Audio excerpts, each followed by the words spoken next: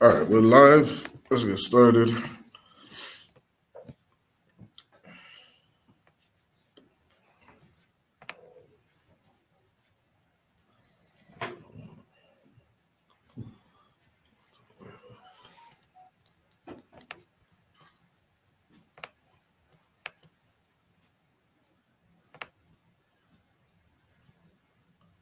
All right. So once again, y'all Bashim and Shabrak Thumb, all the brothers, y'all Shmal Thumb, Bashim and Shabrak, all the sisters. I'm Priest and Officer 531. Again, this is I.S.U.P.K Toronto. Coming to you live. This is Wednesday night law class. All right. If you're in the city of Toronto every Wednesday night, come join with us. We're at the library. All right, we're at the library on North York Central Public Library. Okay. Every Wednesday, we're going to be doing classes at this library. All right, doing law class, teaching biblical law. Okay. Matter of fact, we can get right into some scriptures. All right, let's go to the book of Baruch.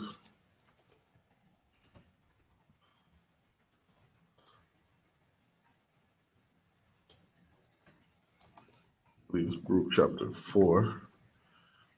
Let's go to Baruch chapter 4 and verse 1. Okay, and the I.S.U.P.K and the commanding general YAHANNA. We have been dispelling all the lies that have been taught on the Bible. There's a lot of confusion out there amongst Blacks, Hispanics, and North American Indians, but what the Bible actually is about. Okay. All right, this is the book of Baruch, chapter 4 and verse 1. Okay, this is in your Apocrypha, one of the books that the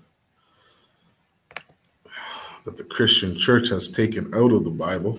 All right, they removed the Apocrypha. All right, a lot of you reading your Bible, you're missing half the book. Okay, we're in the Apocrypha, the book of Baruch, chapter 4 and verse 1, and it reads, "This is the book of the commandments of God." Okay, a lot of people, when they read the Bible, a lot of their minds go to Greek mythology. They think about heaven, they think about hell.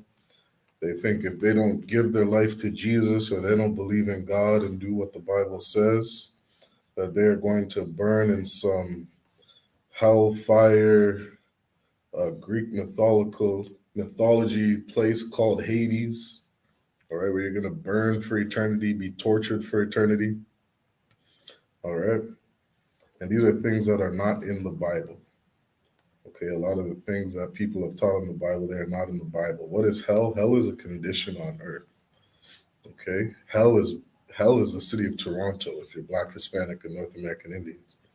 Hell is trying to pay your rent bill, right? Hell is trying to pay your phone bill, your cell phone bill, band payment, right? Your grocery bill. All these things are expensive. All of these things are oppressing you. You understand? And our nation of people are at the bottom here of society here in Toronto. That is hell. Okay. Again, it reads, "This is the book of the commandments of God." This is what the Bible is about. It is a book of the commandments of God.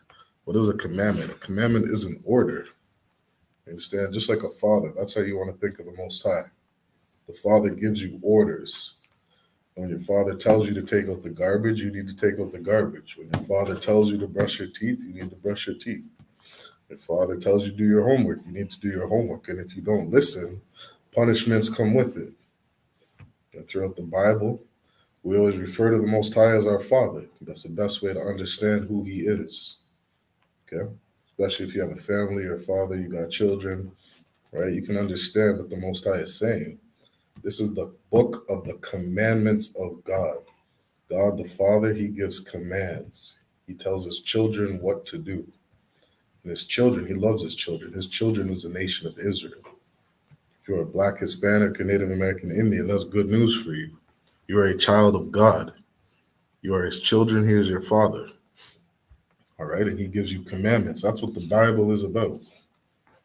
Okay, TikTok, this Bible right here, King James, this is the book of the commandments of God. Okay, the Most High has orders for you, and you need to obey them. All right, it says, "And the law that endureth forever." Okay, these laws, statutes, and commandments that we read about in the Bible, they endure forever. You understand? Not like your Catholic priest or your Christian pastor would have you believe that the laws are done away with.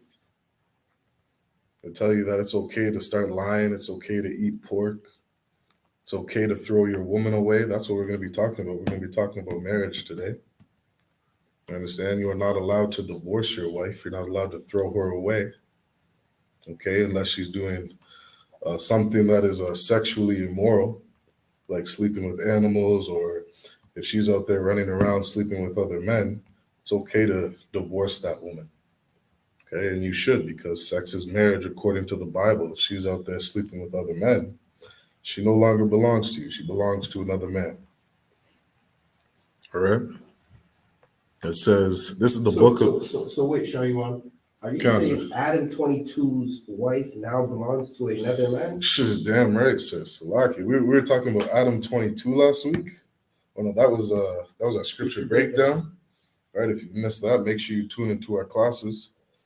Right? But if you've heard about Adam 22, Adam 22 is so I'm not sure what he is what his profession is.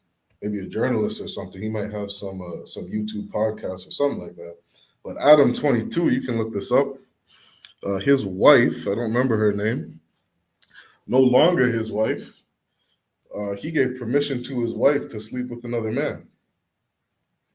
Right? And that is grounds for divorce. Why? Because that woman no longer belongs to him. His wife slept with another man. That means now that woman belongs to another man. Understand? It says in the Bible, he who gets a wife getteth a possession. When you lay down with a woman, that woman belongs to you. She is yours. She is your property, your possession. You understand? She belongs to you. So that woman that slept with another man, she no longer belongs to him. You got a divorce. You understand? That Christian church would have you believe that, understand that you should stay with your woman no matter what. She cheats on you. She's out there doing all sorts of different things. That you should stay with her, and that's a righteous thing. That's what the Christian church would have you believe. They should forgive each other no matter what goes on, and stay together when they don't realize that sex is marriage. Right? So Adam 22, he had his wife sleep with another man. She no longer belongs to him. All right, she belongs to another man.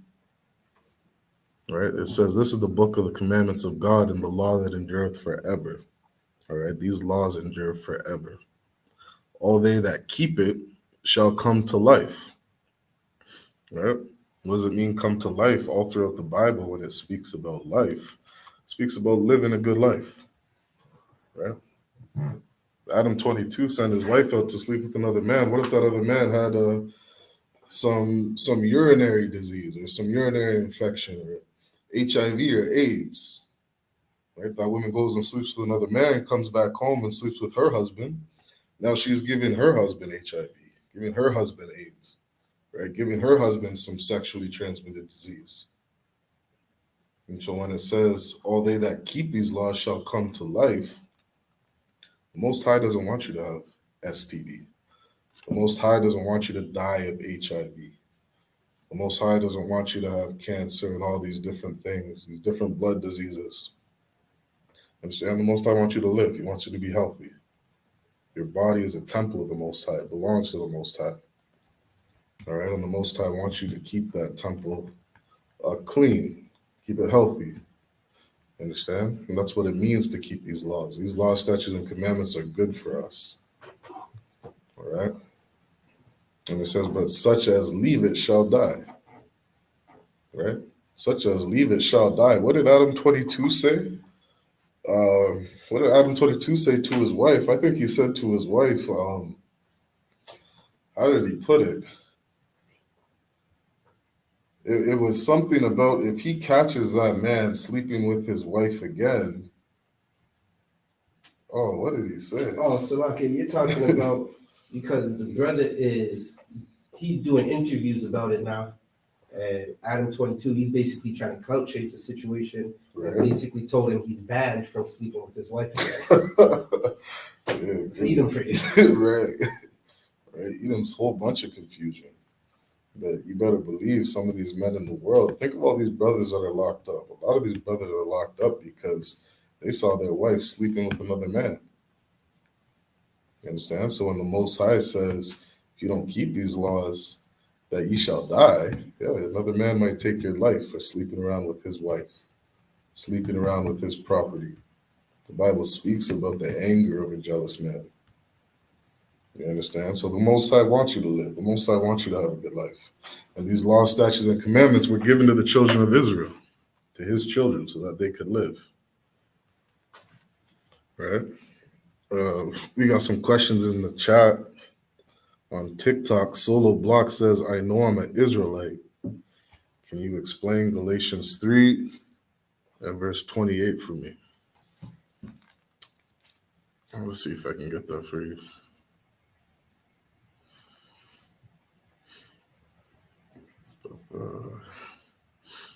Galatians 3 and verse 28.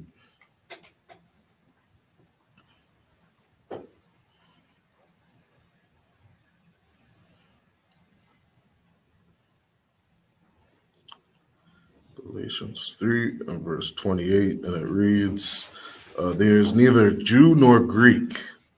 Okay, what does it mean there's neither Jew nor Greek? It's like the best way to explain that. Verse 27, for as many as you have been baptized into Christ have put on Christ. There is neither Jew nor Greek. There is neither bond nor free. There is neither male nor female, for ye are all one in Christ. Okay, so the best way to break this down, Galatians 3 and 28, right? A lot of Christians pull this verse, and this is why I'm assuming this is why you're asking this question. All right, I could be wrong, but I'll try to clarify the verse for you. A lot of Christians pull this verse to say that this Bible is not just for the nation of Israel. Okay, they'll pull this verse to say, see, it says there's neither Jew nor Greek, right? Meaning the Greeks now have salvation so long as they believe in Christ. That's what a lot of Christians will be out there saying. Okay, and so the best way to understand this is a lot of Christians pick and choose when the Bible is literal and when it's not literal. And so if you were to take this verse literally, according to Christians, it says there's neither Jew nor Greek, meaning if you take that literally, you have to be a Jew or a Greek in order to have salvation with Christ. And no other nation would be mentioned in it. Okay, but it also goes on to say there's neither bond nor free. There's neither male nor female. So now when it gets to neither male or female, right, this should let you know that in context, right, this verse isn't literal. Okay, this verse is basically saying that it doesn't matter the things that you have done in the past if you're an Israelite. Okay, when it's saying there's neither Jew nor Greek, there's neither bond nor free, there's neither male nor female, for you're all one in Christ, meaning no matter where you come from, no matter what you've done in the past, so long as you are a part of the 12 tribes of the nation of Israel, you can repent for the things that you've done. Okay, that's all this verse is saying. All right. And in verse 29, it goes on to say, and if you be Christ, then ye are Abraham's seed and heirs according to the promise. That promise was given to the children of Israel. That promise wasn't given to any other nation of people. You understand? This is speaking about Abraham and his descendants. That's who that promise was for. Okay, so verse 28 is just letting you know that if you shoot an I.S.U.P.K, we got some brothers that have murdered people. You understand? There's brothers who have done all sorts of evil in their past life. But when they learn the truth of the Bible, when they learn the law, statutes, and commandments and realize that they can change their life and that they're supposed to keep these laws, you understand? Then it's just letting you know that the Most High, He will accept you. All right? But you got to change your life. You can't keep doing the things you once were doing. Okay, that's all the verse is talking about. So,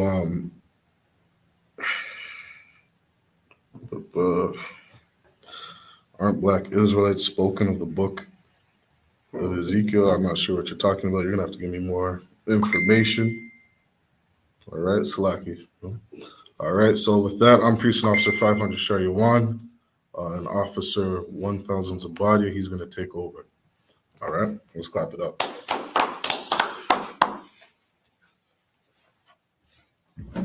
All right. No, I don't need this. All right, what we got going on over here? Ooh, we got this whole backdrop going on. Okay. Well, sign Christ. I see you, Shadiwan. I see you. All right. Hey, Shalom Israel, Yah, Bashim Yashai, Barak Thumb to all the brothers, Yah, Shamar, Hashem, Hashem, Yahshai to all the sisters, Priest and Officer 1000 Zabadia of the I.S.U.P.K, under Commander General YAHANNA, right? And we're talking about something the Christian church really doesn't like to talk about, right? So we're going to be talking about marriage, right? And what makes a marriage? How do you get married? How are you supposed to treat your spouse during marriage? With this class, if you follow what we say in this class, you're going to be able to keep Black, Hispanic, and Native American families together, right? Because that's what's important, to keep Black, Hispanic, and Native American families together, because everyone wants to see our families destroyed, right?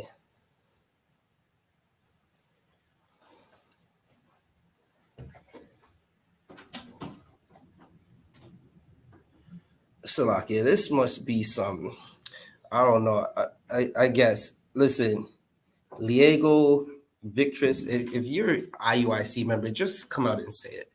You don't have to be hiding in the comments, right?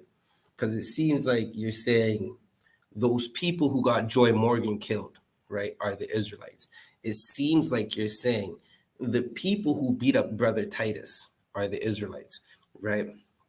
Now, though Black, Hispanics, and Native Americans are the Israelites, them purple maggots, right? The purple maggots, the purple police who say we're the 12 and lock them up with no bail, right?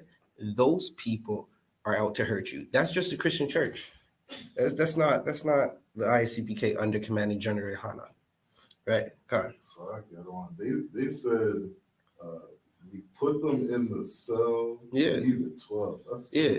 What they're saying is they would have told on Christ for 30 shekels of silver, because Christ, our King, a Black man had a warrant too, right? An innocent Black man. And just like Nasty Nate was putting innocent Black people, Hispanics, in jail, right? So let's get to it. Where are we? Shariwan, you read Baruch 4:1? Come on, concert. All right, so we already went through that. This is the commandments, right? This is the book of the commandments. Shariwan, can you? Okay, so first, if you don't know, I'm just going to get right into it. When you lay with a woman, you are now married to her. Sisters, when you lay with a man, that is your husband, right? And I know you guys are going to say, what the hell are you talking about? Well, it's in the Bible. It's in the Bible. It says, if you lay with a man, that is your woman. Salakia, if you lay with a man, that's your husband. If you lay with a sister, that's your woman, right? That she is yours forever. Outside of fornication, which is unlawful sex, meaning a sister sleeps with a man that's not her husband. A brother sleeps with a sister that is not his rib. That's it doesn't mean she's a single sister. It means he's sleeping with another man's woman, right? So like, yeah, Officer Shariwan, can you get Exodus 22 and 16?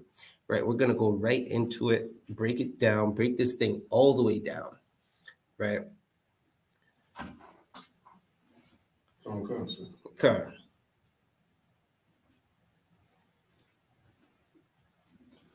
The book of Exodus.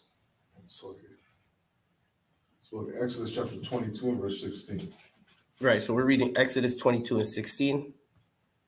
And it reads, and if a man entice a maid that is not betrothed and lie with her, he shall surely endow her to be his wife. Right, so if a man lies with a woman who's not betrothed, meaning she is not scheduled to marry a brother. She's not courting no one, right? She's not dating anybody, right? And that doesn't, it's not the sense of dating how we view dating today in the world, where a sister, she has 10 men in her DMs, right? She has a roster of men in her text messages, on her FaceTime, in her Snapchat, in her social media, just sliding. They slide into third base, trying to get all the way home with her, right? She's not talking. That's not what it means. It means this sister's only interested in this one person. One brother is talking to her at the moment, and they're trying to work out this thing so they could have sex. That's what we're talking about. Courting is the prelude to sex. Courting is all the questions you're gonna ask this sister, all the questions you're gonna ask this brother. Courting is, I'm gonna just give you some game, right? Courting is making that sister angry to find out how she's gonna react. Right. You gotta piss her off. So I'm not lying to you. You just gotta piss her all the way off. Figure out how she's gonna act. Right? It would be the same for brothers, right? For you sisters courting your brother, you want to figure this man out. You want to know how he's going to react. Some of you sisters say, "I just didn't know he was a." Y'all sisters will call that. Uh, they'll look at a brother and say he ain't shit, right? Y'all sisters would be like, I just didn't know he wasn't shit, and it's like, sis, well, what did you know? Did you know you were supposed to court this brother and find out if he was shit or not? Was he not shit or was he the shit? In the UPK, we're the shit. I was just saying like that. We're the shit.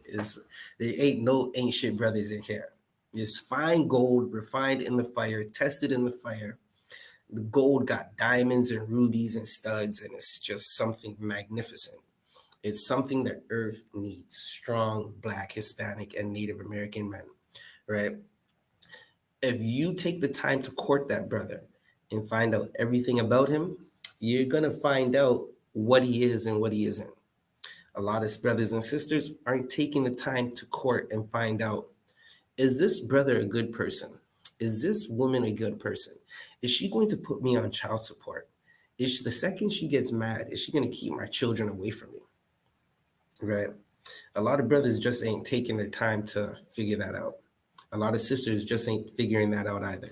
Sure you want. Slack, if I could add too, Okay. a lot of sisters are naive. Right? A lot of sisters out here just gullible as hell. Right. And so not only do they got to take the time to court brothers, but it would be wise to have a man, understand, who you trust, like your father, or somebody, right? Somebody close to you. If you don't got your father in your life, maybe an uncle or somebody, right, who can actually help you better, man.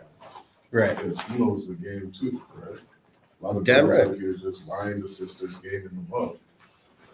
You understand? And they don't know how to protect themselves.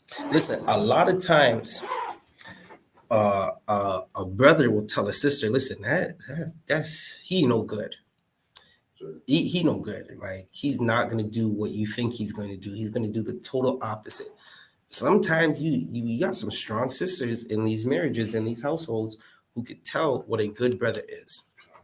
Because unfortunately, a lot of our sisters, they know what a good man is and they know what a horrible man is.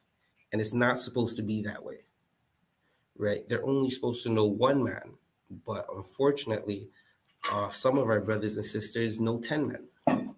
They know what 10 men are like. And that is a horrible plague on our community, right? So, sure, you can keep reading. So verse 17. If her father utterly refused to give her unto him, he shall pay money according. Wait, read verse 16 again. Come. Verse 16. And if a man entice a maid that is not betrothed and lie with her, right, he shall surely endow her to be Wait, his so wife. hold up. A man is enticing a maid, meaning a virgin, a woman of marriageable age, right? He's spitting game. He's telling her the things that she wants to hear. And fortunately, some of our sisters are gullible, so they get the game spat to them and they get finessed right out of them. Salakia. They get finessed out of their undergarments. That's a nice way of saying it. They get finessed out of their undergarments. right?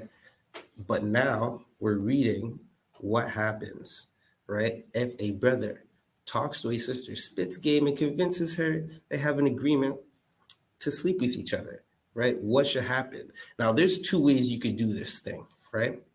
A honorable way is to go to the father and ask permission. That's something you don't see at all in our community because we are so below the bar of what we're supposed to be. The bar of who we are supposed to be as a people is extremely high. It's so high that if we follow this bar, we'll be in rulership of the earth, right? That's how high the bar is. But unfortunately, the bar is set very low for us right now. So you have, listen, you got Drake. We're in Toronto. You got Drake talking. He got this sister on his lap. They call her Sexy Red. She's the one that made the song Pound Town, right? Now, I'm quite sure all of y'all have heard the song Pound Town, but you got Drake. He has her sitting on his lap and he's just acting like this is a good woman when unfortunately she's going to get him for everything he has. She's going to make sure she gets pregnant by this man and gets everything he has, right? Read that part one more time. Come on. And if a man entice a maid that is not betrothed and lie with her, he shall surely endow her to be his wife. Right. So you would first go to the sister's father, uncle, brother, some male authority figure, and ask for permission to talk to her. Right. They're going to grant you permission. That's the honorable way of doing it. In this time right now, that doesn't happen. So you'll see brothers spit games to sisters. Listen, you'll see, don't get it twisted. Sisters, some sisters got game too. And when they want that thing, they're getting that thing. Salakia. When they want that rod, there's no rules. Like they're gonna do everything they can to get that rod. Right? So the next way is you would just talk to the sister, you spit game to her, y'all sleep with each other, and after that, you go to the father and you pay the dowry. Right? Sure, you want to read? Verse 17. If her father utterly refuse to give her unto him, he shall pay money according to the dowry of virgins. Now, if the father refuses, right, to accept this marriage, the father would pay money of virgins, right? Meaning he has to buy back his daughter, right? Now, get this. She's not supposed to marry again, right? She's not supposed to sleep with another man. An honorable brother is not going to take a woman that has already been with a man, especially in the time when these laws were written, right? There were tokens of virginity, meaning when you go into that tent, into that house, into that room, or wherever you are going to consummate this marriage, meaning sleep with this sister, the bloody sheets would be brought back to the father, right? That's a token of virginity. It's proving that she's never been with a man, right? Because again, what we just read showed you that sex is marriage. Now, she has sex with someone and she's trying to marry someone else. That would be adultery, and we're going to get into that after, right? So we just read to you. Was that the end of the verse? All right, you could drop that. You could bring me to bring me to Genesis 24 and 67. Okay. Right, we're gonna just jump through these ones real quick. We did bring these up last year.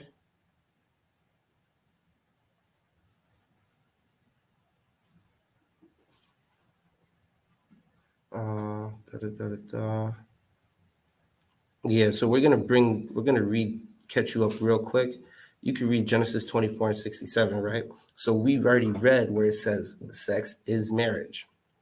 All right, let's see what TikTok is saying. The Quran is just a watered down version of our history, right? Meaning the Quran is a watered down version of the Bible. What's that? Salakia, what's that website they tell people not to order from? Is it Wish? Oh, Yeah. The Quran is the Bible from Wish. So I can't listen. We don't want no part of that. That's that Wish. Listen, we got that whole. We got our thing from Amazon. You giving us that Wish? Good night. What is? Listen, the Quran. Listen, if the Bible is Air Jordans, the Quran is Air Walks. I don't know what to tell y'all. You try to tell. Listen, you just explained to us how Muhammad married Aisha, and well, I want to hear nothing else. They have stampedes and people die worshiping that rock every year. I don't want to hear nothing else. All right, so show you one. Let me get that precept. Okay. So Genesis chapter 24, verse 67. John Doe, prove Rebecca was 9. Book, chapter, verse. Right. Just tell me the book, chapter, verse where it says Rebecca was 9. Right. They talking on this TikTok thing. You, John Doe, you might as well go start up your live and teach a class yourself. Like, are you in here? You going to say something stupid right out the hot. John Doe, tell us you were on the short bus without telling us you were on the short bus. Good night. We got a question. That's Okay, we're gonna answer that question. Slack. I was gonna say, don't they say Rebecca was 9 just to justify? He trying to justify Muhammad sleeping with the 9-year-old. Yeah. So you trying to say it's like the same thing. Dunika, you have a question you want to ask?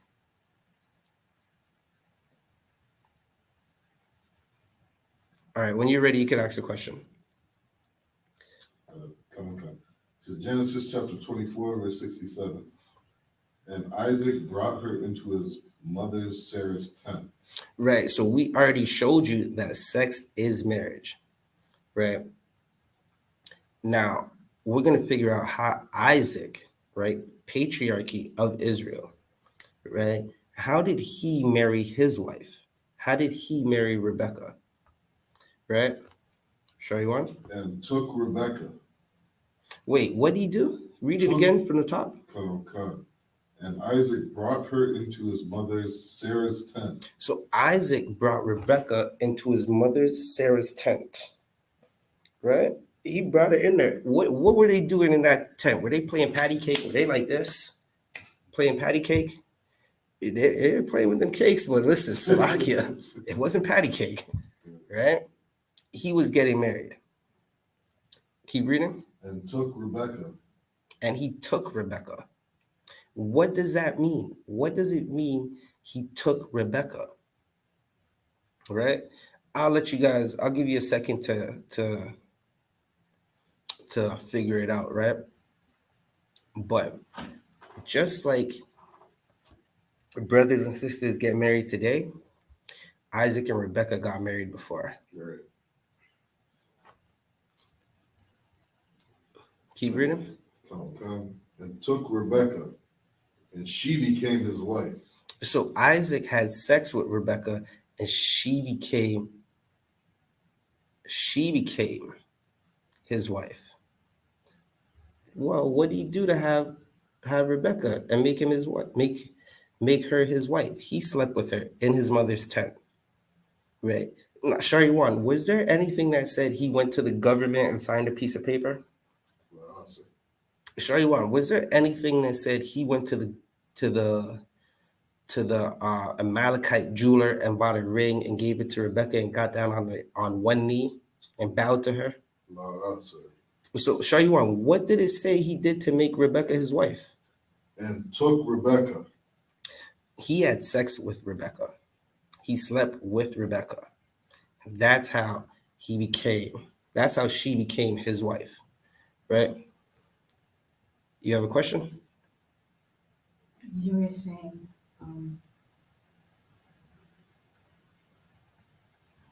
you said once if the father refuses, then has to pay the dowry of 7 virgins or something like that. Yeah, the father has to pay the dowry of virgins if the father refuses. Yeah, and then she cannot remarry. But then, what if her husband, like she's with?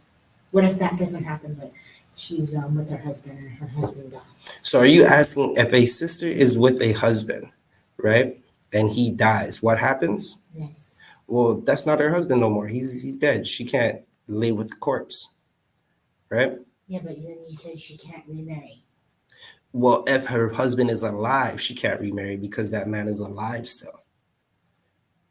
So how can you, it's like, okay, for a woman, and this is the thing with women, with men, again, there's no equality in anything in nature. So women and men, don't think you're equal. You are not equal. You want to think that you're equal to a man, sisters, just go watch that video of the sister fighting the man who wants to be a woman in the UFC. And tell me if that looked like equality. So now that we established there's no equality, a man can have multiple wives. A sister cannot have multiple husbands. So you got to make that choice and get it right. It's a one-shot thing. And you're with that man until he dies or he puts you away. Now, Lord be with you if he puts you away, right? Get some counsel on it. But if he dies, he's gone. All right, show you one. Find a verse on that. If the husband, what happens to the sister if the husband dies, right? So we found out what happened to Salakia, to Rebecca and Isaac. Salakia, Rebecca and Isaac. He slept with her. They had sex, right? Also, Shariwan. I need to find a verse. Okay,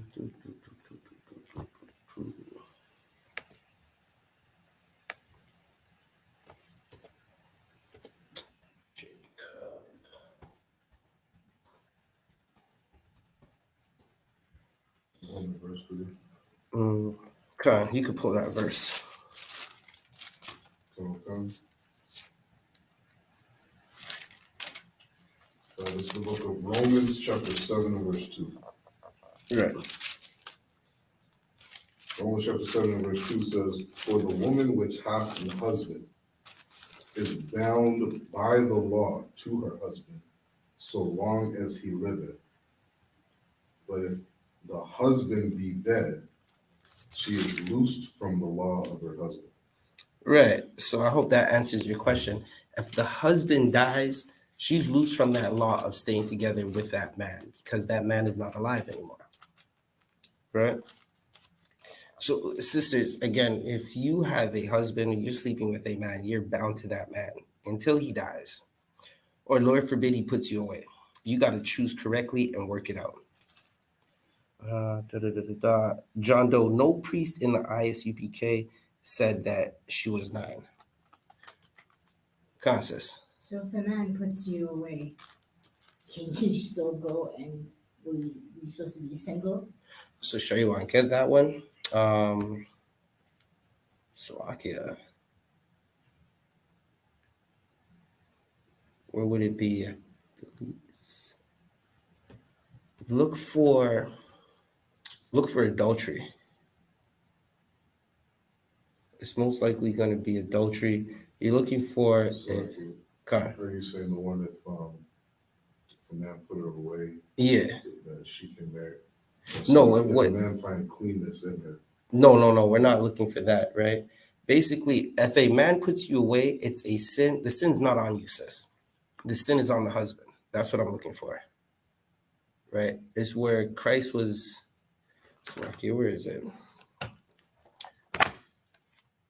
Where are we? Give me Matthew 19. It's either Matthew 19 or 5. Right?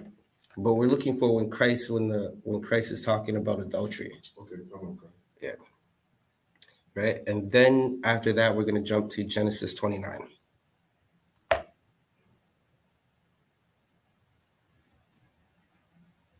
Again, John Doe, you seem like you're going to need to be on the registry sooner or later, right? Because you're infatuated with children. And that is a dangerous thing. That is something you need to be watched closely because you're infatuated with children. Whoever this John Doe on TikTok is, good night. Keep your children away from John Doe. Right. So basically, if a man puts away his wife, the sin is on him. Right. Sorry, one. Did you find it? I'm looking for where it says the sins on him. So okay, let's go to 1 second. We're gonna get that right now.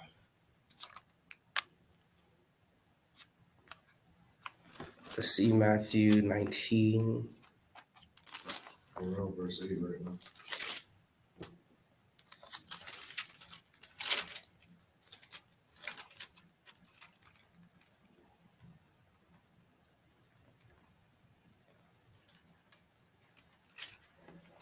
Give me 1 second.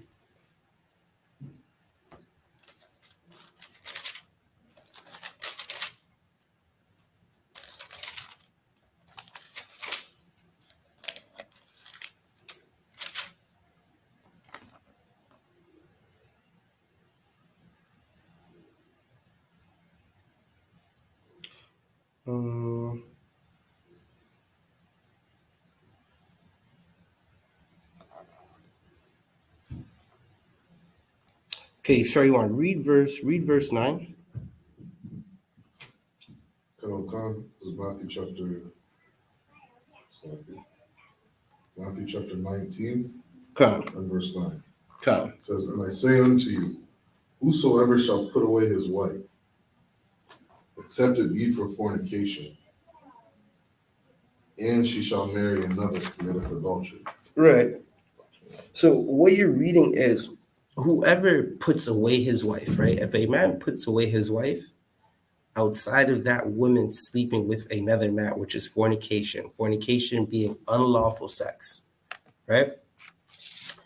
That means that man is committing adultery because he's putting that woman away unjustly. Meaning, in the I.S.U.P.K, brothers don't put away their women, right? Sisters, if you're looking for love, a lot of you sisters, y'all want love, y'all want happiness. I can't guarantee you happiness in a marriage because that's Disney.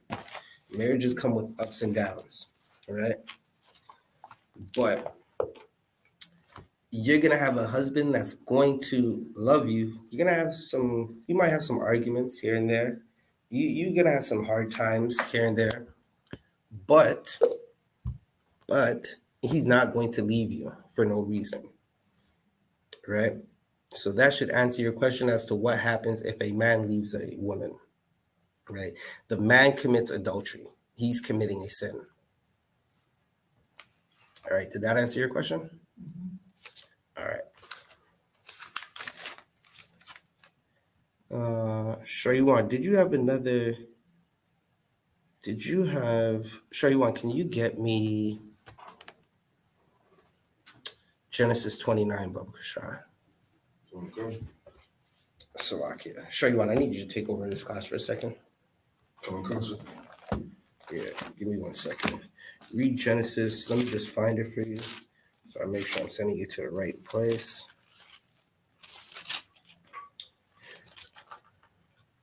Genesis 29.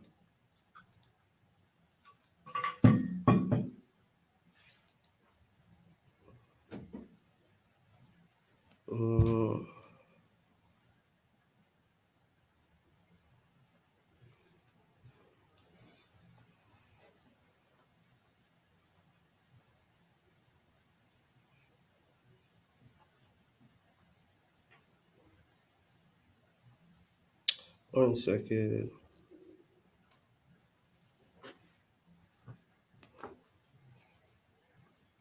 Hold up. Give me a second. Bear with me for one moment. And it came to pass in the morning, behold, all right, Shariwan, can you read Genesis 29 and you could read from 22 to about 26. You got to take over for a second now. Okay, so All right.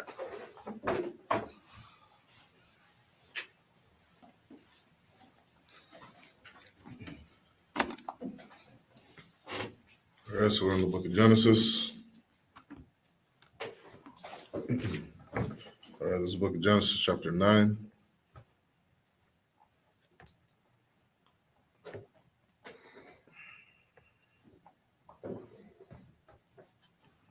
All right, this is the book of Genesis, chapter 29, we're at verse 22. It says, And Laban gathered together all the men of the place and made a feast. All right, so Laban, he gathered together with some men and he made a feast. All right, a lot of times when you read a feast in the Bible, it's a large dinner, it's a large party. All right, brothers and sisters getting together, barbecuing, having some good food. All right, that's what a feast is. Verse 23. And it came to pass in the evening that he took Leah his daughter and brought her to him, and he went in unto her. All right, so what is this speaking about? This story is speaking about Laban, all right? Laban and Jacob, all right?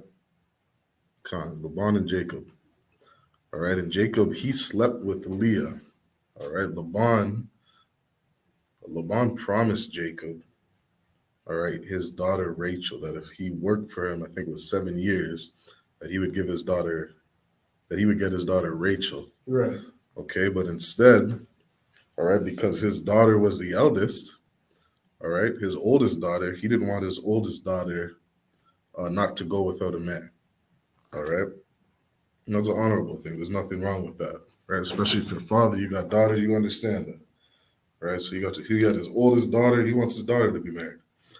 And so what does it say in verse 23? And it came to pass in the evening that he took Leah his daughter. Laban took his daughter and brought her to Jacob. All right. And what does it say? It says, and he went in unto her. All right. Jacob had a beautiful night that night. Understand? He went into Leah. What does it say in verse 24? It says, and Laban gave unto his daughter Leah, Salakia, and Laban gave unto his daughter Leah Zilpah, his maid for an handmaid. It came to pass that in the morning, behold, it was Leah. And he said to Laban, what is this that thou hast done unto me? Did I not serve thee for Rachel? Wherefore then hast thou beguiled me? Verse 26, and Laban said, it must not be so done in our country to give the younger before the firstborn. All right, so this is a story of Jacob getting married. You understand? Laban was going to give his daughter Rachel to him so that they would be married. You understand? And so that day that Jacob had worked those 7 years for Laban, he was promised a wife. And Laban gave him his daughter Leah. And what happened? They laid down together. That is marriage in the Bible. You understand? The same way that Isaac got Rebekah, right? The same way all other brothers get married. Christian church is going to say it's not married. If you're not married, why did Jacob honor it if he wanted to have sex with Rachel? Right. Common concert. So when it says, right, that's a good point. Because Laban tricked him. That's what that beguiled was. It was a trick. One gave to his daughter for him, and it came to pass in the morning, behold, it was Leah. And he said unto him, well done, then I serve thee for Rachel. Therefore, when thou hast beguiled me, and Laban said, it must not be so done in our country to give the younger before the firstborn. Right. So reading on, if you read on throughout the story, lets you know that Jacob honored that marriage. Right. Jacob was an honorable man. You understand? And he understood what Laban did. Right. Laban was a man, he didn't want to see his daughter go without. Right. Go without protection, go without a man. And so he gave his daughter Leah. Right. That's a cut to all you Christians out there saying that a man can't marry more than one wife. Shoot, men back in the old days, they're giving their daughters to the same man. You understand? Laban wanted protection for his daughters, and so he gave them to an honorable man, a righteous man, Jacob. man he knew that would take care of his daughters. Understand? And Jacob proved that. He worked hard to get those women. Understand? And he got his prize. Or they got the You know, prize. they got the prize. Yeah. Right? John, Selak, was there anything else you want me to touch on that one? Nah, you can just keep going. John, so Or you could go into the another Zondervan thing, or break down what marriage is. John, so right, another thing I wanted to touch on, just as I heard Officer Zabadi breaking down marriage, one of the things he said that I thought was so heavy, right, because this is a marriage class, is that marriage isn't just all about happiness, right? You read the book of Corinthians, it says love is long suffering. You understand? That's one of the attributes of love. And so you lay down with a man, understand that's your man for life, that's your woman for life. It's not just pure happiness. Love is long suffering. You are going to suffer a long time. You understand? You're going to have to communicate with each other. You're going to have to work through problems. Understand? That's what marriage is according to the Bible. Right? But let's get that in the Zondervan. Right? This is the Zondervan Pictorial Bible Dictionary. Right? We got a question in the chat. Oh, no, Salaki, we answered that. Right? This is a Zondervan Pictorial Bible Dictionary. Right? Let's see what this has to say about marriage.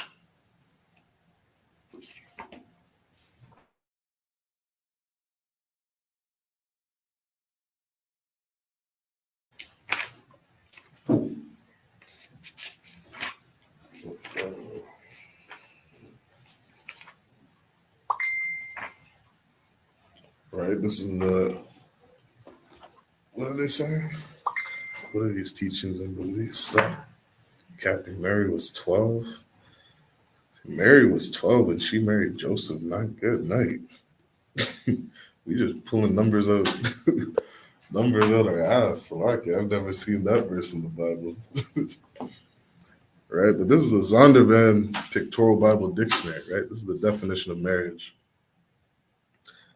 It says, is an intimate personal union to which a man and woman consent, consummated, and continually nourished by sexual intercourse. Good night. I don't see nothing about no diamond ring. Diamonds are forever. Ooh-wee. I see nothing about a diamond ring, nothing about a ceremony, right? The definition of marriage, according to the Bible, is sex. This is when a man lays down with a woman. That is marriage. You understand? Not only is that marriage, but it says is consummated and continually nourished by sexual intercourse. You understand? You got to make love to that woman for the rest of your life. You understand? Sisters, you got to give it up for the rest of your life. Understand? That is the... To one man, Shaywan, one man. Salaki? To one man. To one man. Yeah. God. Because, you know, these sisters in the world, they'll take that and run with it and say, oh, I ain't giving it up to Tom, Dick, and Harry, and Joe. It is continually nourished with that man that you laid down with. Right. You understand? Consummated and continually nourished. You understand? You are having sex with that same man for the rest of your life. And that is the fuel for your car. Understand? The fuel for your marriage. You want a long-lasting marriage, you need to make love to each other for the rest of your life. Right? That is marriage in the Bible. Right? It says, and perfected in a lifelong partnership of mutual love and commitment. Right? That's marriage. Love is how you treat each other. Right? Things that you do for each other, how you talk to each other. Right? Scriptures say, let your words be seasoned with salt. Over time, you're going to learn how to speak to your woman. Women, you're going to learn how to be quiet.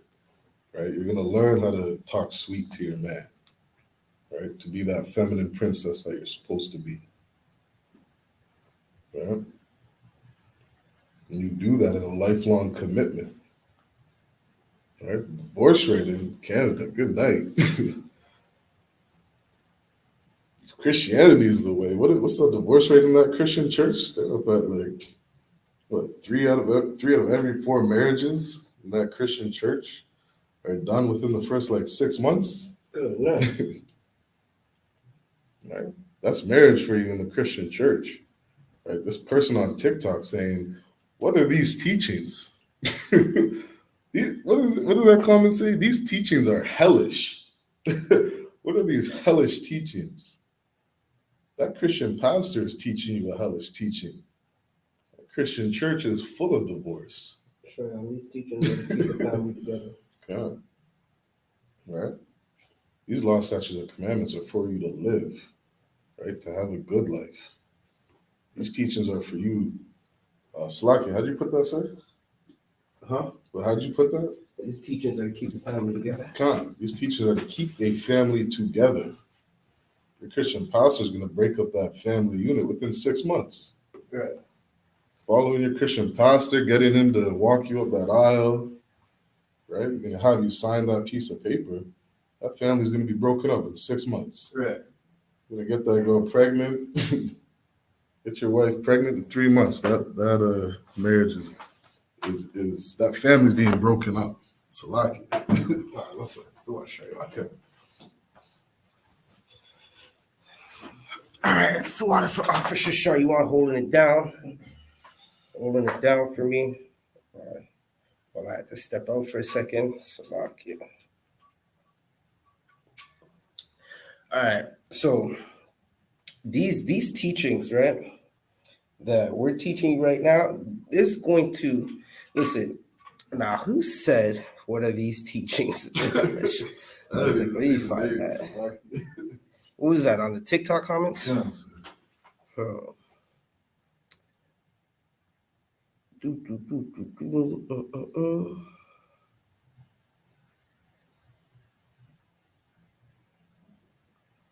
Well, listen, these teachings are to keep the family together, right? Show you one. If you could, here you go. If you could get your Zondervan, and we're gonna read again what marriage is again in the Zondervan, right? That's what we're going to do. We're gonna read again what marriage is in the Zondervan.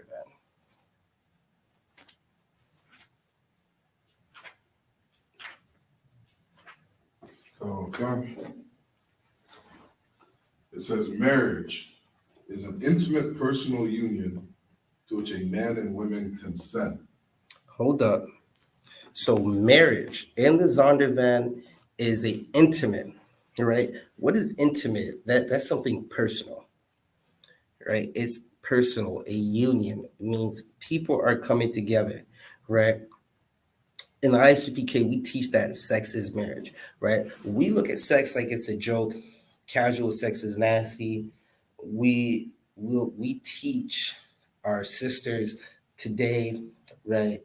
Meaning not the I.S.U.P.K, but in the world today, our sisters are being taught that if you want to leave a man, just leave, right? Sisters today are 32 they've known 10 men. They might make it to 32 with knowing damn near 50 men nowadays in this world, right? It's a horrible thing. It's yuck. I just see not too long ago, they said in Texas, in Houston, Texas, syphilis is on the rise. They said syphilis is up a lot in Texas, right? Sure, you want to read that one more time. Marriage is an intimate personal union to which a man and women consent. Right, meaning how do you consent? You got to agree to something. Meaning they courted, they spoke about this. They went and talked about it. They had an agreement, right? That's what marriage is. It's a union between a man and a woman. All right, so I need to get this camera right. Right, so marriage is a union between a man and a woman, right? Meaning they come together.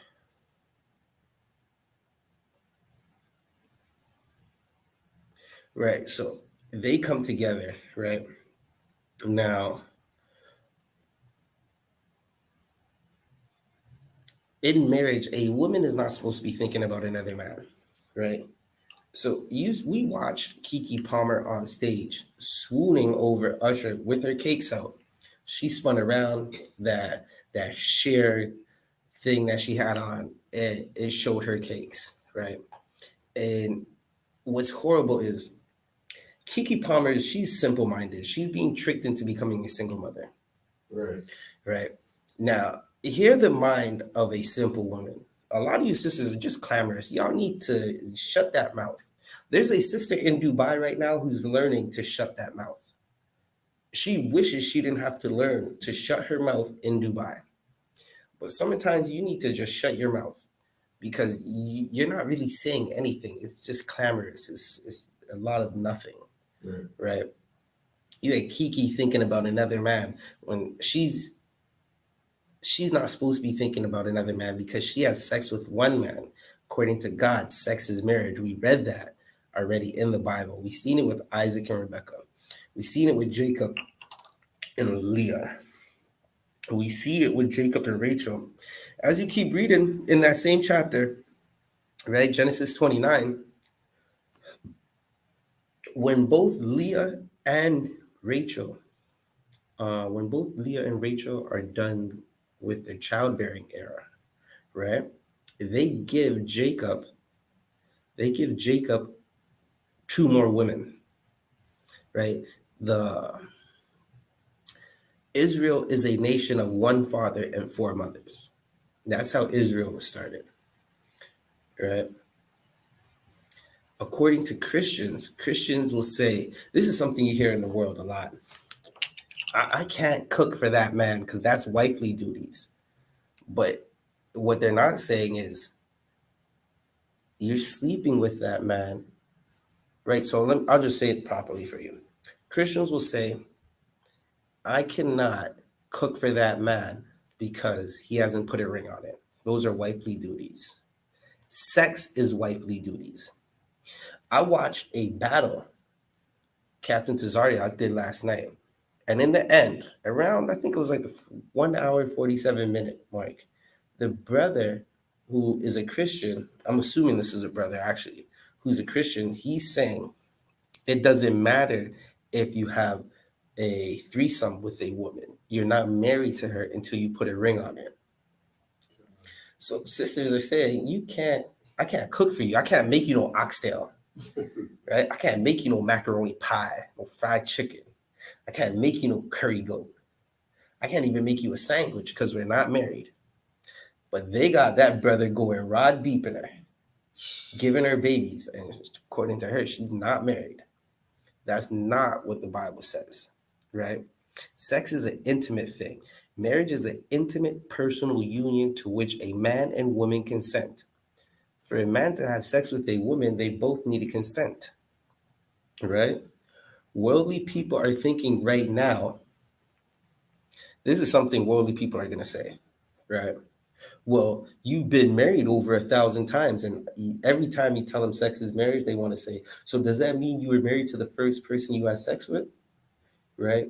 Well, what you have to understand is God winked at our ignorance. Because you didn't know sex was marriage, God winked at it. Right. Now you know sex is marriage. You keep going having all this sex with a bunch of different people, you're going to get sick. You're going to get syphilis. You're going to get super gonorrhea, right? But according to the Bible, sex is still marriage. Shariwan, can you keep reading this definition? It says consummated and continually nourished. Wait, Shariwan, you got to consummate, right? The consummating of a courtship, the consummating of a marriage, right? Courtship is the asking of questions, the getting to know this sister, getting to know this brother before you sleep with each other, right? And then once you decide that you want to be together forever, outside of that sister sleeping with another man, you have to consummate this marriage, right? And how do you consummate the marriage? You have sex, right?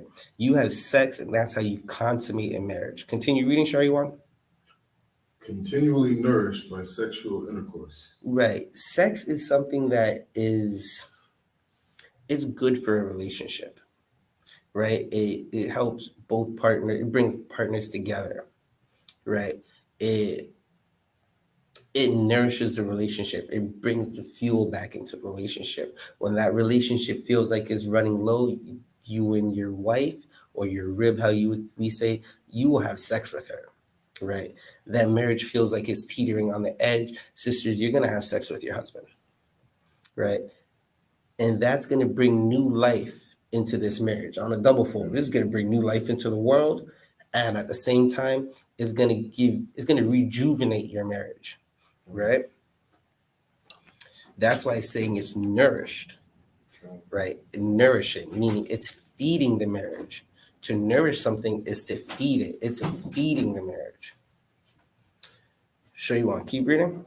Come. And perfected in a lifelong partnership. A what? Lifelong partnership. A divorce? A lifelong partnership. Put her away because she didn't make my mac pie correctly? A lifelong partnership. That stewed chicken was just too salty, Shariwan. Lifelong partnership. Shariwan, she crashed the whip, Shariwan. Lifelong partnership. Sister, he got another rib. Lifelong partnership. Good night. You're reading it right here. This is in the Zondervan Bible Dictionary. It's a definition, the biblical definition of marriage. Marriage is a lifelong partnership, right? It means that you have to think twice now. Think twice about what you're doing. Right. Don't just go and open your legs. Like, that's crazy. That's like absolutely crazy. Like, a sister's just gonna open her legs to a brother, and she'll know if this man is a killer. She'll know if he's gonna beat her child. A lot of you sisters will bring a man that you only known a month into that house, and Lord be with those children because they're getting abused. Some of them aren't getting fed. Some of them are being assaulted in there, right? And brothers, you're doing the same thing. You're just giving the sister rod, and she never even earned it. In the UPK, we make a sister earn the rod. Listen, this is not in the world. Sisters are thinking they're the prize. That's not how it goes, right? Slovakia, what was that? All right. In here, sisters got to earn it, right? A brother that just goes and sleeps with anybody, he's undisciplined, right? He's going to leave that sister. 9 times out of 10, a brother that just goes and sleeps with any woman is going to leave any woman that he gets with, because he's not a fighter. He's not willing to see how long this sister is willing to wait for the rod, right? Listen, you should court a sister for 6 months. In here, when you come in, you cannot be spoken to for 6 months, right? You got to get rid of all that stuff that you came in with, become someone new. Then you request a court. You go to that person's camp leader, find out, Salakia, sir, that sister over there, who's her camp leader? Okay, then you go to a camp leader, request a court. You get permission to court, right? And that courtship could take anywhere from 6 months to a year. Listen, I heard a brother say he court a sister for almost 2 years. I said, good night. That's a strong brother. And you know that sister. Salakia. Listen, when a sister wants something, Lord be with y'all, man. Lord be with y'all. Right? Because that Holy Spirit going to jump on that sister, right? And it's going to make her want to have a baby with you. We got to think twice about marriage. Honor what the Lord says. That's what's important, to honor what the Lord says. The Lord said sex is marriage, and we have to honor that. All right, sure, you want to keep reading? In a lifelong partnership of mutual love and commitment. Right. So it's a lifelong partnership of mutual loving commitment. Right. We gotta honor what the Lord says. A lot of times we have women who will use sex as a tool to either punish their husband or award the husband. When sex is not supposed to be an award, it's not supposed to be rewarded in a marriage. Sex is something that nurtures the marriage, right? You'll now listen, the Muslims, they treat sex like it's an award, right? They say if your wife doesn't listen to you, right? Get this. They'll say if your wife doesn't listen to you, first talk to her. And when that doesn't work, withhold the marriage bed. And when that doesn't work, they say strike her. I'm just telling you what the Quran says. This has nothing to do with Israel. In here, in our Bible, when you're married to someone, Shaywan, you know which verse I'm looking for? No. It's about sex, not withholding sex in the marriage. Give me that. Right. In here, listen, your partner is not, we have strong marriage counsels. If you're having issues in the marriage, you go to here, you go and get a counsel. Right. First, you're gonna go to that sister or that husband, right? And you're gonna talk to that sister or the husband, right? And if that doesn't work, you go get counsel. I got Shaywan's gonna bring up a verse for you in a second, right? But we gotta treat sex in our marriages like it's something both parties should enjoy. It's not something that is supposed to be held over the next partner, held over your wife. It's not something that's supposed to be held over your husband. It's something that's supposed to nourish the marriage, something that you're supposed to enjoy. Both of you guys are supposed to enjoy it. The Lord knew what he was doing when he made our reproductive system, when he made our reproductive way of life. Like when he decided to, so okay, I'm trying to say it in the best way. The Lord made sex pleasurable. The pleasure that comes with sleep, right, is pleasurable for a reason. Sex is pleasurable because it's supposed to be enjoyed by both parties. This is what keeps marriages lasting long, right? What happens is we treat sex like it's nothing. So our relationships don't last long. We treat sex like it's not something sacred. There's 24 hours in a day. I heard this from Captain Tazaria. There's 24 hours in a day. Listen, the best sex of your life could be 3 hours. What do you do with the other 21 hours? Right? So you got to find something in that marriage where y'all going to be on common ground. You're supposed to be on one accord. Right? Show you one. You have that precept? Okay. It's 1 Corinthians chapter 7, verse 3. But the husband render unto the wife Ooh, he rendering, he paying it out. Do benevolence, right? That do benevolence is what the wife is owed, right? Listen, it's not you cook my dinner today, so I'm gonna give you some sex. That's not it, right? She is your wife, so she's gonna get that sex. That's your husband. He gets that sex. That doesn't mean do what the purple maggots do. That doesn't mean do what the purple police do. The purple police teach that. So, like, I should have got that video. But listen, there's a video. Hold it 1 second, show you one. There's a video where Nasty Nate is saying to his church members, when your wife comes in, you tell her you're gonna do this thing now. He said specifically get some grape jam, like something towards some grape jam. I'm like, what's up with this nasty man's obsession with the LGBTQ purple? He got a sick obsession with it, and he basically said, "We gonna do this thing right now," right? He also, this is his idea of running game, right? You come in through the door, or your wife comes in through the door, and You ask her, is your head hurting? And she's gonna be like, no. He's like, all right, let's go in the bedroom. And it's like, oh man, that is not. Listen, that is not. No sister wants to be treated like that. No brother wants to be treated like that. Like it might seem. And okay, for some of you less skilled brothers, you walking into a house and a woman just jumping on you and like just go, that might seem cool for like 2 minutes. It's gonna get real played out real fast, right? You're gonna need substance. You're gonna need something more than that. Shaywan, you got a point? Slarko, I'm gonna say he's teaching corrective rape. Yeah, he teaching corrective rape as well. It's a disgusting thing that's happening in that purple group, right? Shaywan, was there anything else left in that precept? Okay. And likewise also the wife unto the husband. Right. Meaning you guys, both man and wife in that marriage, don't act like Salakia, how are we gonna say it?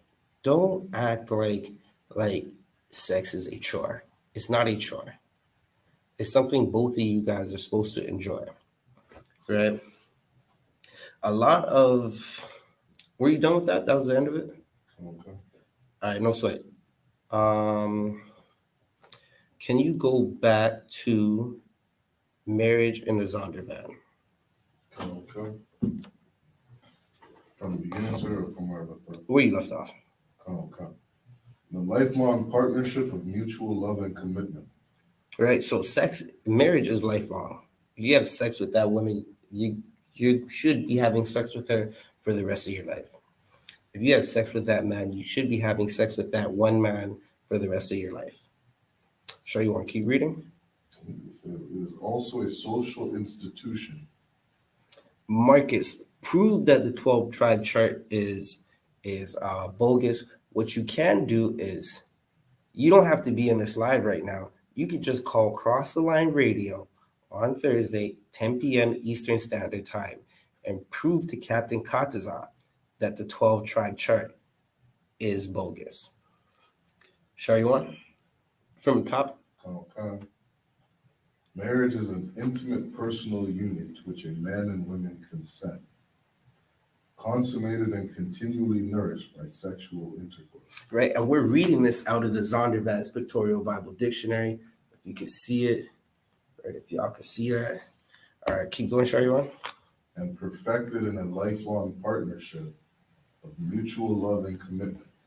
Right. So this is a lifelong partnership of mutual love and commitment. Right? Keep reading.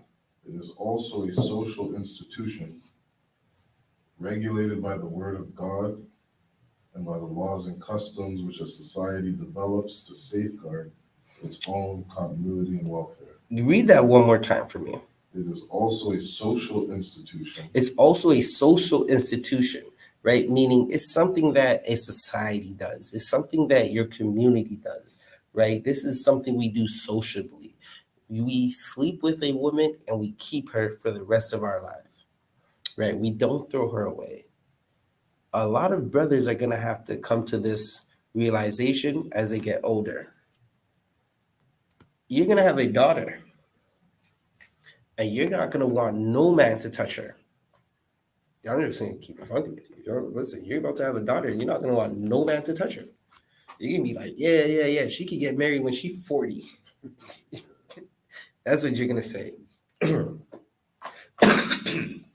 Excuse me. Right. So you're going to have a daughter. You're going to want her to get married when she's 40. Right? You're not going to want no man to touch her. Right? But what you're going to realize, for a lot of brothers in the world, there were women that you touched and threw away. You're not going to want no man to touch your daughter and throw her away. Even when she's 40. Let's say, for our sake of arguments, okay, she gets married when she's 40 now. The man, he sleeps with her. She's 40. She's 40 in 6 months, right? She's 40 years old in 6 months. On the 40th, on the 6th month and 2 days, that man gets rid of her. He just married her last night, and now he got rid of her. You are not going to want that. You're going to have to think about what you've done to these sisters, right? A lot of you sisters, you're going to have sons, and you're not going to want a woman to get with him and make that brother fall in love with this woman, right? And then leave. But a lot of you sisters are already doing the same thing. Show you one. What was the last thing you read? It is also a social institution. It's a social institution. A ring and paper doesn't make you married.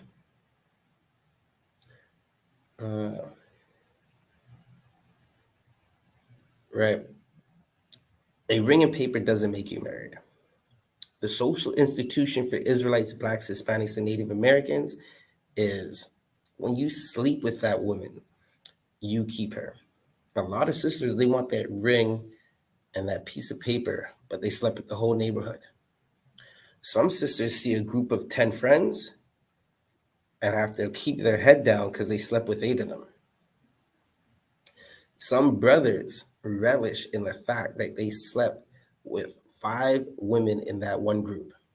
It's a horrible thing, right? Because it's not horrible because he slept with 5 women in the one group. It's horrible because he slept with 5 women in the one group and he never kept any of them. He threw them all away. That's the horrible thing, right?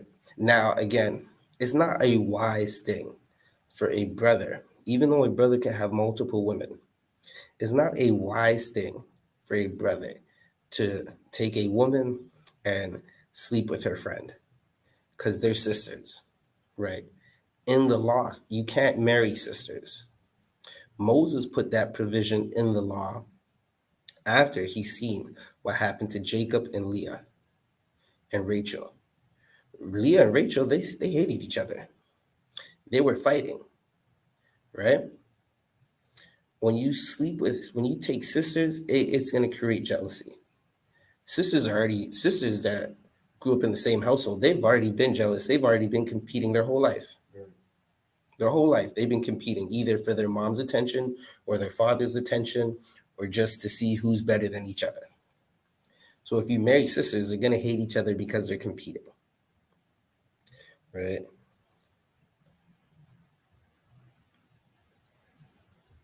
What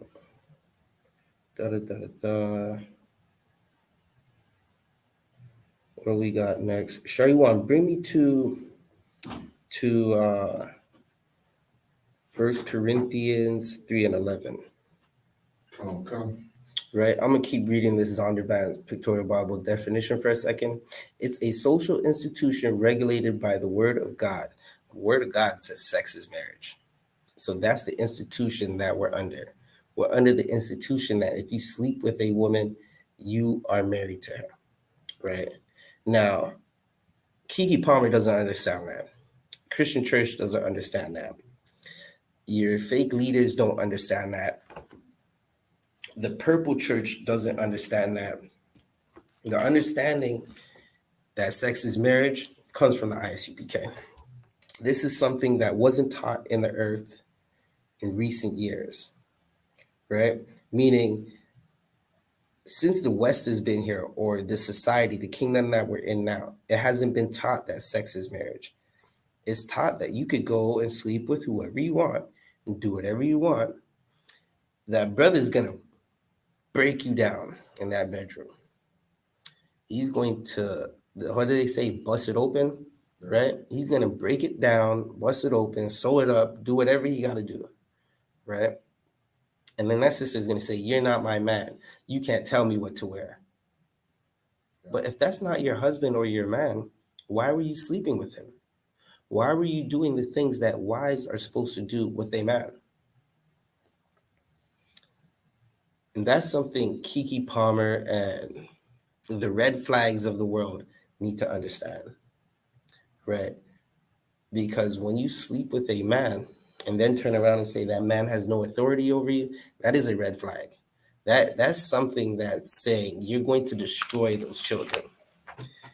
That's something that's saying you are you're selfish. You don't care about your children. You don't care about their happiness or what's going to be good for their development, because that man is now telling you what to do with your body, and he doesn't want you to bring shame, right? See, what Kiki Palmer doesn't understand is one day her son's going to see that video, and he's going to see his mom's cheeks on camera, and he's going to be totally embarrassed. It's going to be good night. Listen, if the kids grew up in my era of high school, I don't even know what to tell you, man. Listen, I'm going to tell you a joke I heard. A man said to a man when we were in high school, your shoes are talking, meaning his shoes were old. Like, so the brother wasn't doing too well. His shoes were old. That brother turned around and said, so what? Your mom's a crackhead. And that brother never cracked another joke on that brother again. And it's going to be 1,000 times worse for these kids whose parents are on the internet busting it open, or the parents that have the moms that have another man in the house every night, right? The fathers that they just can't keep a woman. They're not keeping women. They're leaving women every week. Sure, you got something? Yeah, it's like, I was gonna say, just like you were saying, I remember back in the day when we were in high school and all that, like your mother was on limits. And I remember this one girl, her mother ended up hooking up with, yeah, I was just saying, so she ended up hooking up with one of my boys. Good night. And that girl, for the rest of her high school, she must have felt like the most shame. Right. You know what I'm saying? It was like, it really was like a shame that kind of came over her, because every time she walked through those hallways, it was like everybody knew your mom was a whore. Right. You understand? And that was the thing that she had to live with. She has a dad at home, she had a mom at home, and her mom's out here sleeping with Slovakia. And to add to that, some underage kid. You know, Good night. Yeah, we would definitely. I can't even imagine a mom being on OnlyFans today. Right. With the Well, access that these kids have to internet and stuff like that. yeah, it's a horrible thing, right? Like, no one did anybody. Okay, there was a video of Kim Kardashian's son. I guess they're doing some promo for their show, right? And he's on Roblox. He played Roblox, and someone came up to him in the Roblox and gave him. And this is how you know this had to be like some grown adult or someone who knew who this was. That's the son, and they're just trolling because they gave that child a block that basically said a Kim Kardashian sex tape. Damn. And that's on the video game. What's gonna happen when he gets to high school? Good night. That's gonna be horrible. He gets to high school and they have cell phones now. And these kids are way smarter than the adults in technology. Listen, if you're stuck on something on your computer and you don't know how to work it out, just give your computer to your 3-year-old. Google Gaga, work it out for you. You can be like, good night. So I can only imagine what's gonna happen to these young children when they see their parents, or these young boys when they see their mother's sex tapes or their mother's OnlyFans, or Kiki Palmer's son goes and sees his mother fawning over Usher. Usher gave another man herpes through oral sex. And this is the man that all these women are fawning over. And if you know anything about herpes, you can get herpes from a toilet seat. So that should tell you everything you need to know already. Right? You don't have to have sex to get herpes. You can get it just simply because somebody with herpes has sores that are open, and they're touching things, and then you go touch it, and now you got herpes. Show you on. So I can say this real quick, and that was a story that I actually read where it wasn't the mother, but it was actually the daughter who was on OnlyFans. Right. And so this woman was what they say in the world, dating another man. Good night. And this man was paying, I guess it's some kind of subscription fee. I've never been on it, so I don't know what it's like, but I guess there's some kind of subscription fee. Right. And he subscribed to his girlfriend's daughter's OnlyFans page. He was subscribed to the page, and then I guess he kept messaging her. I guess there's some kind of DMs on those OnlyFans, and he was messaging the daughter while he's with her mom. And so, like, I can't even. Listen, I can't even picture that scenario. that is a horrible scenario if I ever heard. Right. Good night. Listen, there is also a hierarchy. So now that we established sex is marriage, let's get into some of these marriage things, right? Because there's a hierarchy in marriage. If you're having sex, sure you want, get me 1 Corinthians 11:3. If you're having sex with someone, you are supposed to be with them forever, right? This is how you keep your family together. This is how you stop the breaking of Black, Hispanic, and Native American homes. Understanding that sex is marriage. You want to stop single parents, right? Single motherhood is a plague. God. Single motherhood is a plague. Let's see how long we can stretch it out, though. It's closing in half an hour. No, it's up here. Okay. Yeah. If you want to stop the plague of single marriages, single motherhood, single mothers, baby mama drama, right? You want to stop that in your neighborhood.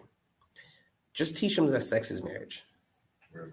Teach your daughter and your son that when they have sex with someone, they are married to that person. That's how you're going to stop the baby mama drama, right? Teach them that when you have sex, you're supposed to stay together forever. What does it say? Sex is a lifelong partnership of mutual love and commitment. It's lifelong. It's not supposed to be for 6 months. It's not supposed to be this marriage. That's what we're talking about. Marriage, right? It's not supposed to be for 5 years. It's not supposed to be for 10 years. It's supposed to be until there's no more air in your lungs, right? Or that woman sleeps with another man and you just put her away. She committed adultery. Right. Listen, if this was back in the day, sis, I'm just going to tell you. When you read that Bible, the punishment for adultery is death. Right. The brother that's sleeping with a married woman gets stoned to death. The sister that's sleeping with a man that's not her husband gets stoned to death. That's the punishment. Stoned to unalive. Salakia, TikTok. Sorry, TikTok. Stoned to unalive. Right. That's the punishment. But sure you want. Let's go into this is gonna help Kiki Palmer, right? Sure you want. Let me get that verse. 1 Corinthians chapter 11 and verse 3. So we're in the Bible, in the New Testament, right? These are verses that are gonna keep your family together because you're letting that man sleep with you. You're sleeping with that sister, and that sister is telling you, I cannot make you food because we're not married. Well, when you have sex, you're married. Why are you having sex if you're not married? Sure you want? 1 Corinthians 11 and verse 3. But I would have you know that the head of every man is Christ. Right. So there is a hierarchy. This is what Kiki Palmer was supposed to understand. There is a hierarchy to everything. The mouse does not eat the eagle. It's actually the other way around. The eagle eats the mouse, right? There's a hierarchy. For every man, we have a head. We have to answer to somebody. We answer to Christ, right? When Christ comes back and he's sitting on the throne, Christ, a black man, not the half LGBTQ man that they post everywhere, Caesar Borgia, right? But a black man named Christ. He's going to come back and be the head of every man. Sure you want? And the head of the woman is the man. The woman has a head too. Her head is the man. When that brother was, listen, he was dead wrong about going on the internet and saying that shit. He should have just said it to her when she came home, right? Page her when she comes home. Don't say that shit on the internet. It's goofy. It's stupid. You look less of a man. That's not a alpha male thing to do. That's what y'all like to say in the world, right? Alpha male, alpha male, alpha male. That's not a alpha male thing to do. Show you one. Keep reading. And the head of the woman is the man, and the head of Christ is God. Right. So there's a hierarchy: God, Christ, man, woman, and then the children. Right. That is literally the hierarchy of a good marriage. Right. This is something you're supposed to know. This is something that would have stopped Kiki Palmer from going outside looking like she has no father. Okay, and this is something else. I'm gonna give you some game, ladies. When I see a woman outside naked, I just think she has no father. I think animals raised her. She outside with her whole front out the door, and I'm like, oh man, a pig raised her. Who raised her? Like a rat? A snake raised her. You know who has their front and their backside outside? Dogs. A shameless woman will be counted as a dog. A dog walks around with its rear end in the air. You ever see a dog? Like we all seen dogs, right? If you see a dog walking down the street, you see the whole anatomy. Well, when I see women walking outside naked like that, I just think poodles raise them. I think pit bulls raise them, right? Let's keep going. Let's keep going. I got some more. Show you one. Bring me to Matthew 19, Baba Kashar. Come on, God. I got a couple more. We're gonna see what we can do in here. Again, we're at where are we at? 5160. We'll be here again next week as well. We're at 5160 Young Street. We'll be letting you know which room we're in as soon as you just got to check our social media, and we'll be posting a flyer. All right. The haters cannot stop this. You cannot stop the work of the Lord. This is what Toronto needs. This is what Black, Hispanic, and Native American needs. Toronto, Montreal. This is what is needed. Right? It's not going to stop. These classes are going to continue. This truth is going to keep going out. We're going to keep fixing families and keeping marriages together and offering counsel, all under Commanding General YAHANNA. Right? Commanding General YAHANNA has sent us out into our cities. He sent us out into the city of Toronto to raise up Black families, to get the shootings to stop, to get the drug dealings to stop, to get our people out of these jails and to never go back. That's what we're here for, right? We're here to teach brothers and sisters what a marriage is, how we stick together, how we keep the family together as a solid unit, because our army starts within our family, right? That's where our army starts. It starts within the home, right? A man and woman, they get together. That father, he sleeps with his wife. He sleeps with that woman. She's now his rib. She gives him some boys, right? She gives him a bunch of boys, and those boys grow up to fight for their nation, stand for the Lord, so they fall for nothing. A lot of brothers and sisters in Canada, man, y'all be just falling for anything, any trick. Listen, someone comes out and says, the sky is red and we're going to the bottom of the ocean, and brothers and sisters want to jump on board. Like, yeah, we're going to the bottom of the ocean. Now the damn submarine exploded and we're looking for it. Okay, this whole marriage thing, is that for the rest of the nations? Like the way how the origins of marriage of today, is that for the rest of the world? Well, okay. The law was given to Israel only, right? But if the rest of the nations follow Israel, the world is going to be a better place. So the Lord doesn't want any nations eating pork. He doesn't want to see adultery in any of these nations, right? But the law was first given to Israel. We are the light to the Gentiles. Like if we're saying the Gentiles as in the heathens, right? The heathens are supposed to follow us. What are we doing? We're doing the total opposite. And this is for brothers and sisters in the world, not the I.S.U.P.K, of course. Brothers and sisters in the world are following heathens. They're doing everything because you ask, okay, you could just do an experiment. Call your friends and ask them what marriage is. Like, what is a marriage? How do you get married? And they're gonna say, well, first we got to go to the courthouse or the church, and he has to buy a ring and propose and do this, and we got to spend 50 grand on a party, and that's how we get married. That's following heathens. That's not in our Bible. That's not in our history book at all. In our history book, Isaac took Rebecca into his mom's tent, and ooh, they got it on. May I have your attention, please? It's Hold now up. 8, and the library will close in 30 minutes. Israel hold. All right, we're back, right? So the heathens are supposed to follow us. The Lord doesn't want to see the heathens doing whatever the hell they're doing now.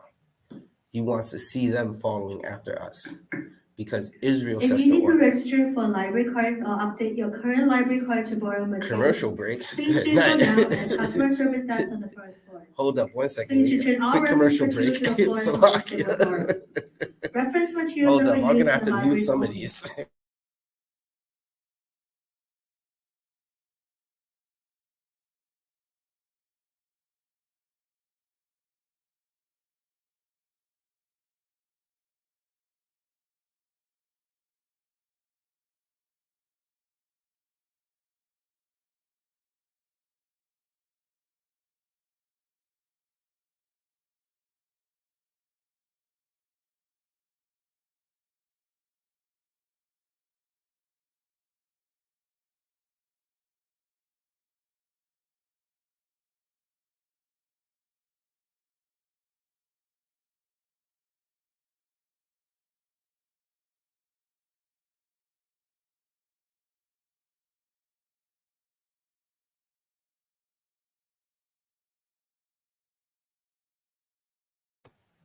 All right, we're back.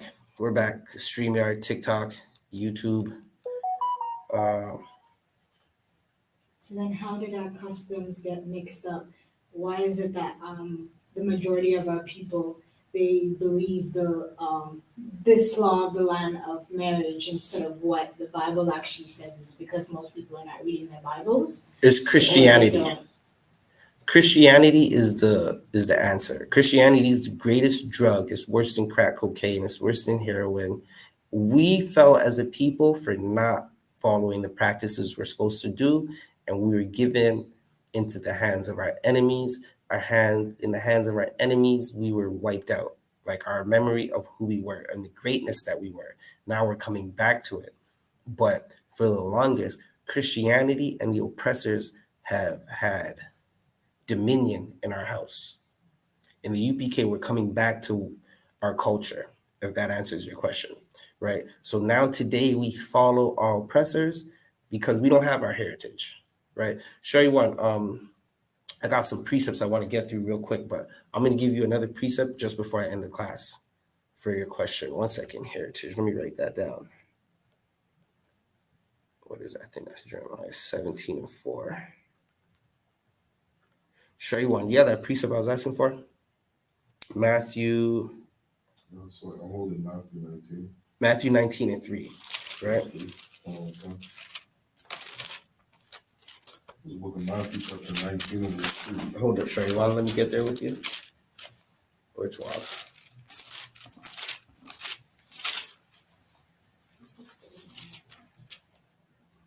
So here.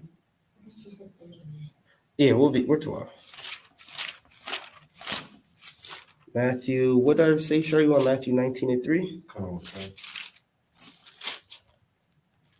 All right. Matthew chapter 19 and verse 3. The Pharisees also came unto him, tempting him and saying unto him, Is it lawful for a man to put away his wife?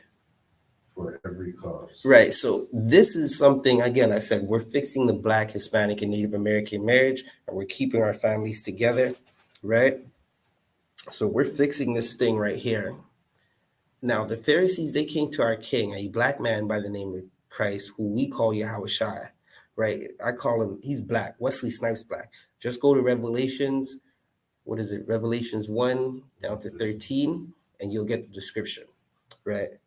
But the Pharisees came to Christ asking a question because they were trying to trick him up, right? They were tricksters. They just didn't want to lose their seat, right? They were your pastors today. The pastors be making so much money off the Black, Hispanic, and Native American community. They don't want to tell you the real. They just want to tell you the smooth things that are going to keep you in the church.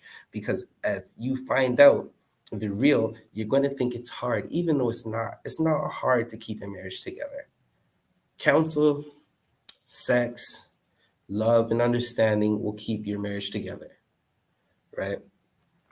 But they came to him trying to ask him about marriage and divorce, right? This is specifically about divorce, right? Can a man put his wife away for anything, right? In our communities right now, brothers and sisters are putting away each other for everything, not just anything, for everything. She scratched my car, divorce.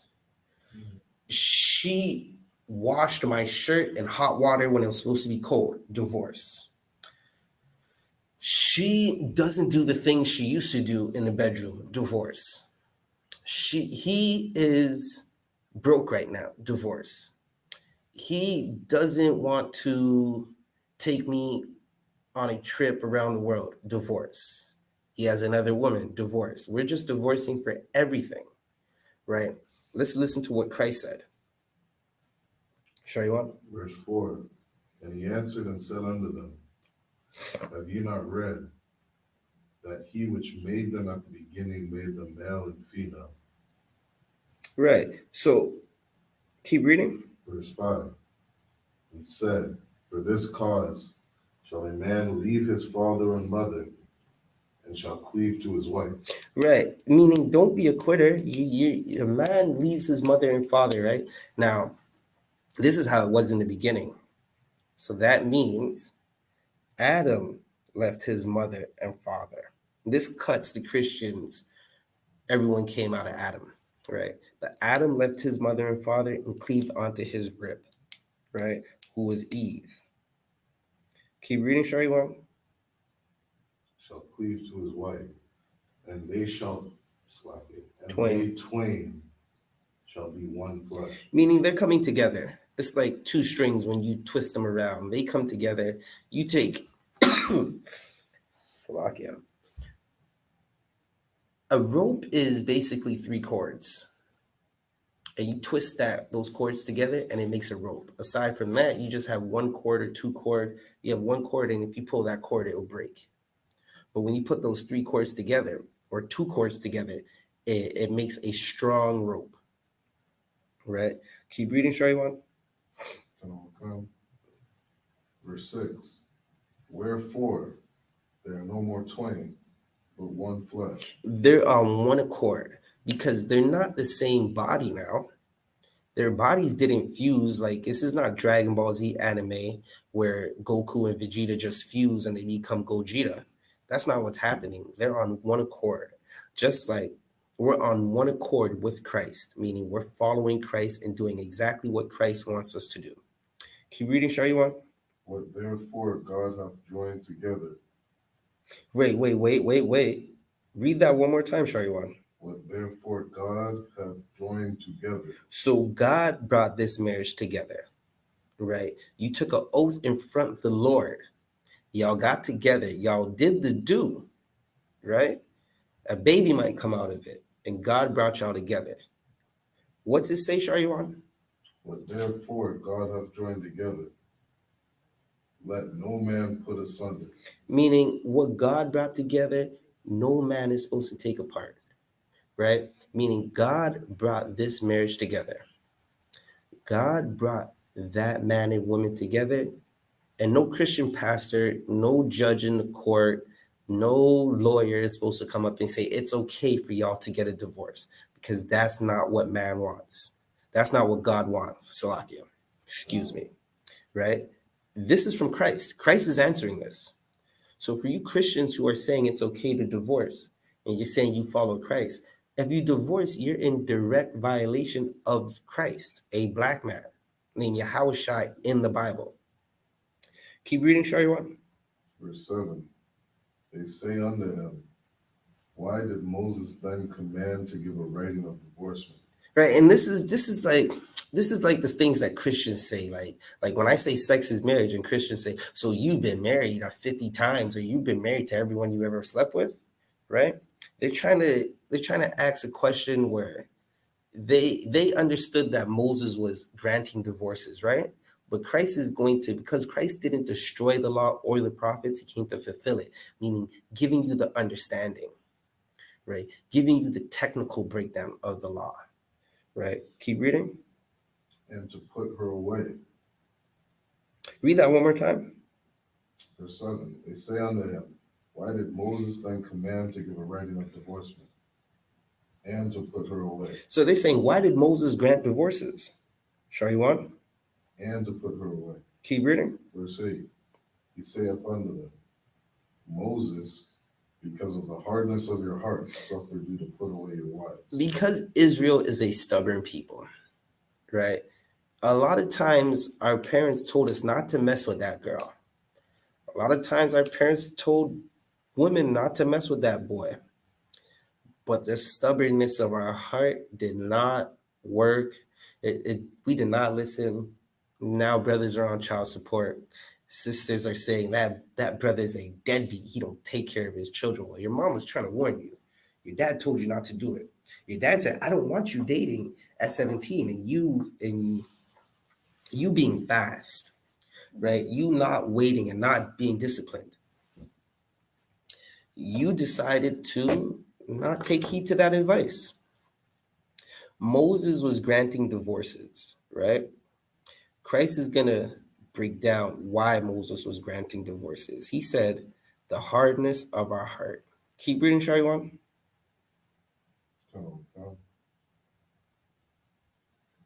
He saith unto them, Moses, because of the hardness of your hearts, suffered you to put away your wives. Moses, because of the hardness of our hearts, suffered us to put away our wives, right? Meaning we were annoying.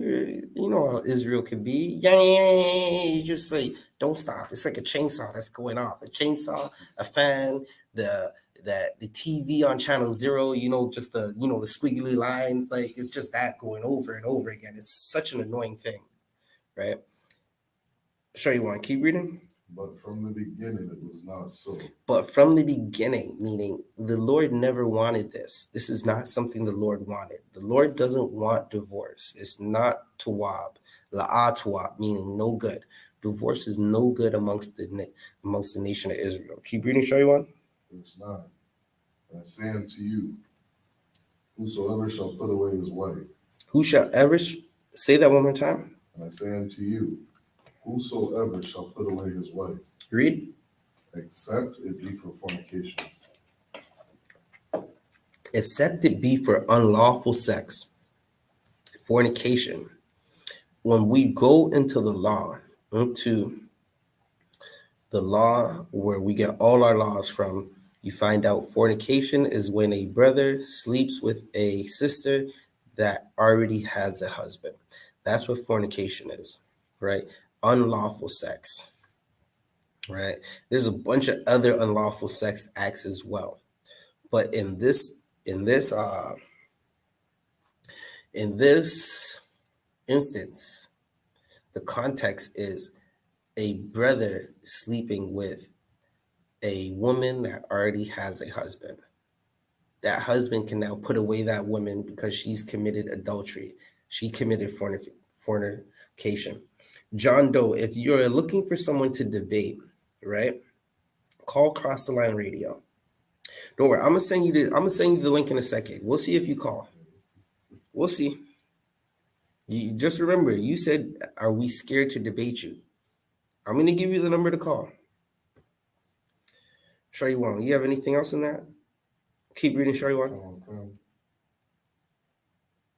Whosoever shall put away his wife, except it be for fornication, and shall marry another, committeth adultery. Right. So if you marry another, right, you commit adultery. If you put away your wife, meaning you have one wife, we'll stick with, in this case, a man has one wife, because that's what was happening. A man has one wife. He wants to get rid of that wife, right? So he can marry another wife. This is something that happens all the time.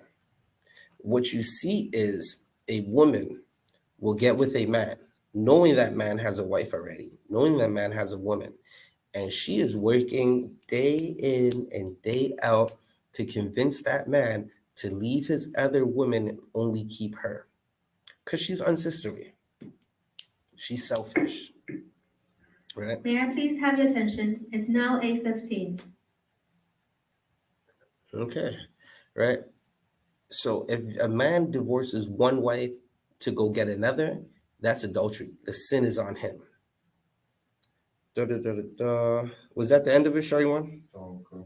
Shariwan, get me Ecclesiasticus 36 and 24, Baba Kasha. Yeah. It's now 8:15, and the library will close in 15 minutes. If you are borrowing library's material,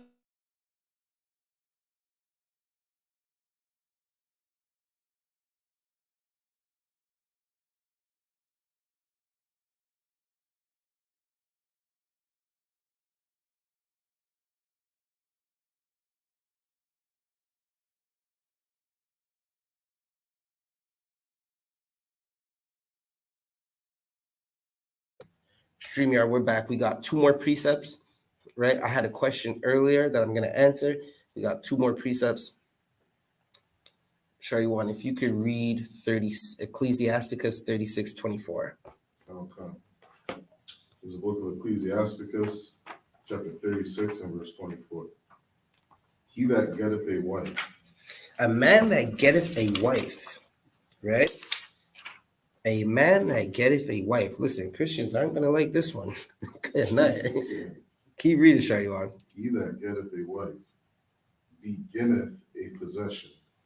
Right. So a man that gets a wife, he gets a possession, right? He got something that another man had, meaning that wife once belonged to her father, right? That wife once belonged to her father or her brother. It could have been her uncle, right? But he that getteth a wife getteth a possession, right? Meaning this is your property. This is your.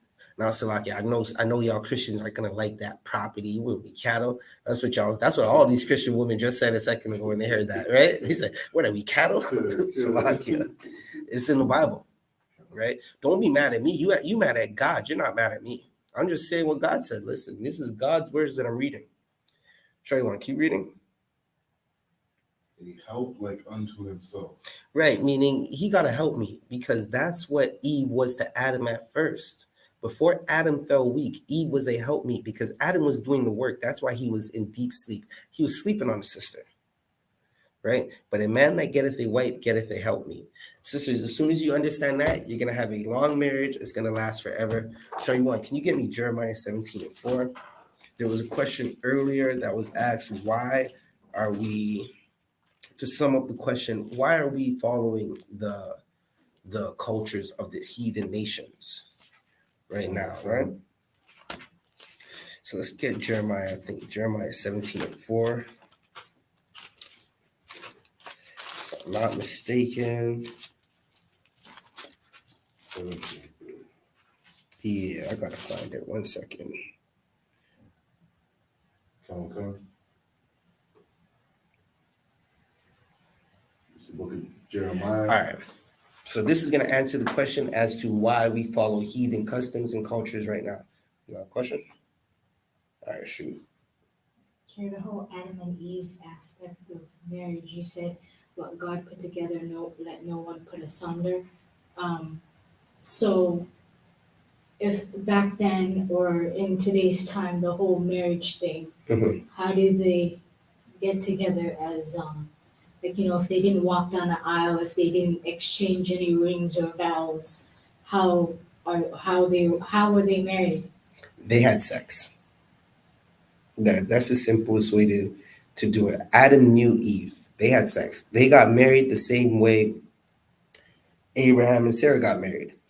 They got married the same way Abraham and Hagar got married. They got married the same way Rebecca and Isaac and Leah and Jacob and Zilpah, Jacob and Milcah, Jacob and Rebecca and Rachel got married through sex.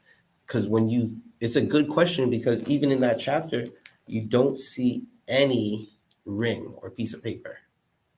You don't see it at all. Yeah, so this is like that. That's the part I don't get. If Yeah. we're going by these customs saying that you need to sign a piece of you need to sign the marriage certificate, but then God said what He put together, let nobody put it apart. Yeah. So then, Well, I'm gonna break it down for you right now, right? The whole ring is not our custom, right? That's not our custom. The whole good night. Hold up. 1 second. Okay, TikTok, bear with us. We're gonna be ending shortly. The whole marriage and ring and stuff, that's not our custom. But I'm gonna read something for you real fast, right?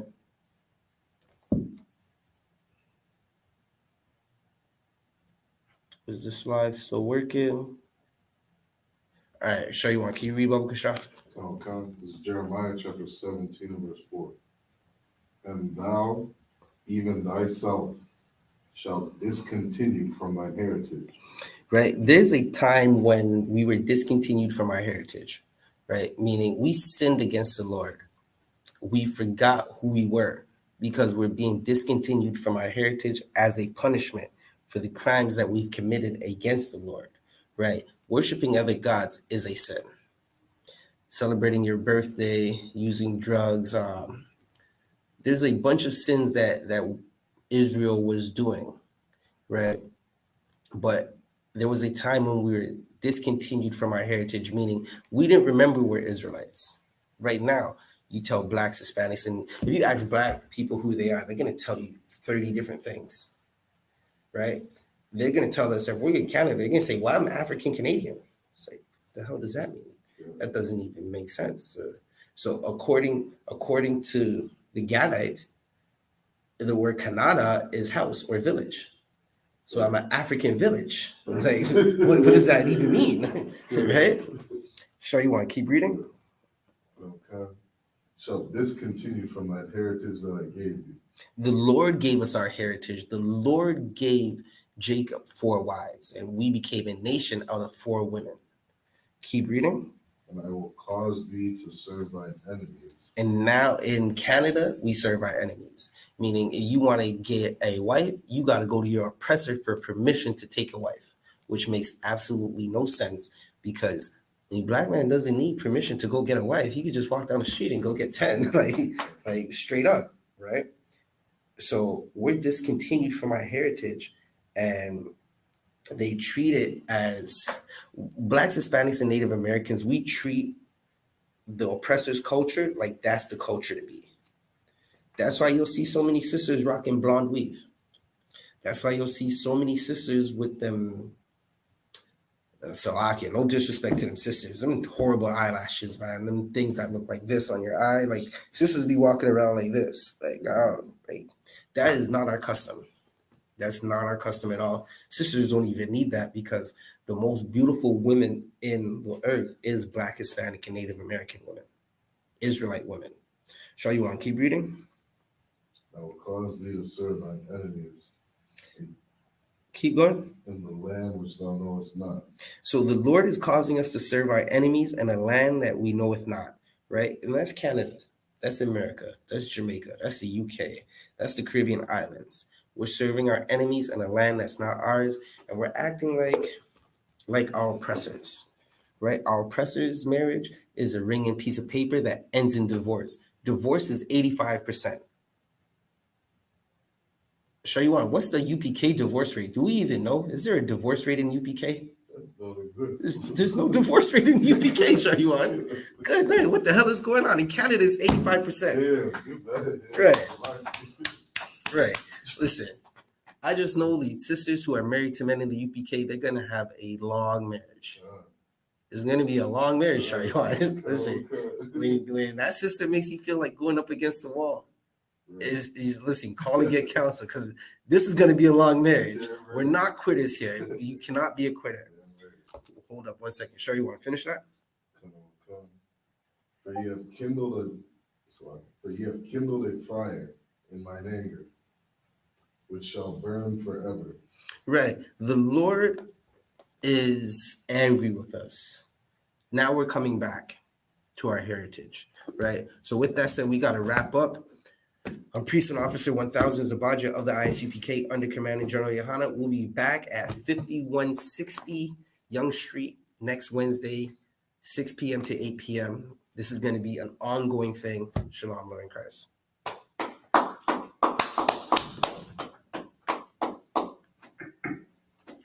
May I have your attention, please? It's now 8:25, and the library will close in 5 minutes. Please note that all photocopiers will be turned off at 8:30. Please use the nearest